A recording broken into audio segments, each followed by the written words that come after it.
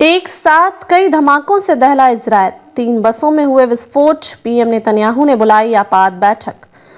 Israel के केंद्रीय शहर बैट याम में गुरुवार शाम एक के बाद एक कई धमाके हुए। इजरायली पुलिस ने कहा कि इन हमलों में कोई घायल नहीं हुआ, लेकिन यह बड़े आतंकी हमले थे।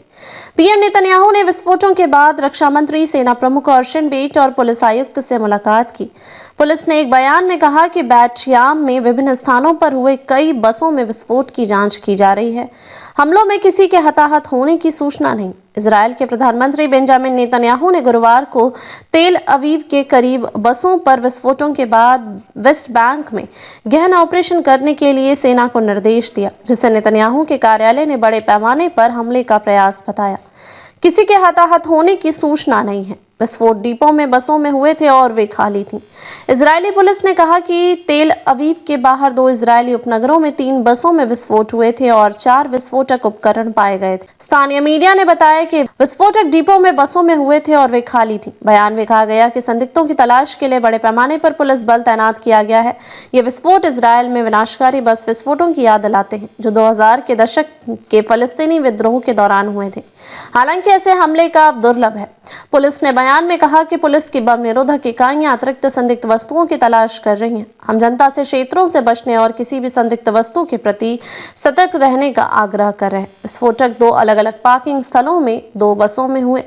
बैट याम के मेयर त्वजाविका ब्रॉट ने एक वीडियो बयान में कहा कि विस्फोट 2 अलग-अलग पार्किंग स्थलों में 2 बसों में हुए। ब्रॉट ने कहा कि इन घटनाओं में कोई घायल नहीं हुआ है। उन्होंने कहा कि विस्फोटों के कारण अभी भी स्पष्ट नहीं है। कुछ इजरायली नेटवर्क द्वारा प्रसारित टेलीविजन फुटेज में एक पूरी तरह से जली हुई बस दिखाई दे रही थी, जबकि एक अन्य में आग लगी हुई थी। इजरायली सेना पिछले 1 महीने से वेस्ट बैंक में बड़े पैमाने पर सैन्य अभियान चला रही है और उसका कहना है कि वह आतंकवादियों को निशाना बना रही है।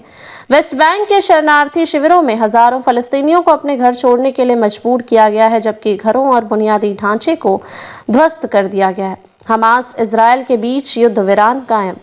16 महीने की युद्ध के बाद फलस्तीनी आतंकवादी समूह हमास और इजरायल के बीच गाजा में नाजुक युद्ध विराम के बीच बस विस्फोटक हुए। इजरायल और हमास द्वारा उल्लंघन के आरोपों के बावजूद 19 जनवरी को लागू होने के बाद से युद्ध विराम कायम है। गुरुवार शाम इजरायल के बैट याम में हुए बस विस्फोटों ने सुरक्षा चिंताओं को और बढ़ा दिया है।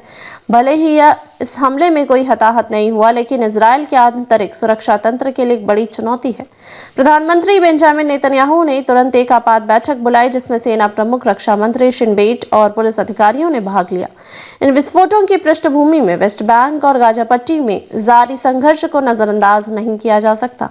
इजरायली सेना पिछले कई महीनों से वेस्ट बैंक में सैन्य अभियान चला रही है, जिसके कारण हजारों फलस्तीनियों को विस्थापित होना पड़ा है। ऐसे में हमला इजरायल की सुरक्षा नीतियों को लेकर गंभीर सवाल खड़े करता है। विशेषज्ञों का मानना है कि इस घटना से इजरायल की आंतरिक राजनीति और नेतन्याहू सरकार की नीतियों पर प्रभाव पड़ सकता है। वहीं वैश्विक समुदाय भी इस पर अपनी नजर बनाए हुए है। यह देखना महत्वपूर्ण होगा कि इजरायल सरकार आगे की कार्रवाई के तौर तरीकों पर क्या फैसला लेती है।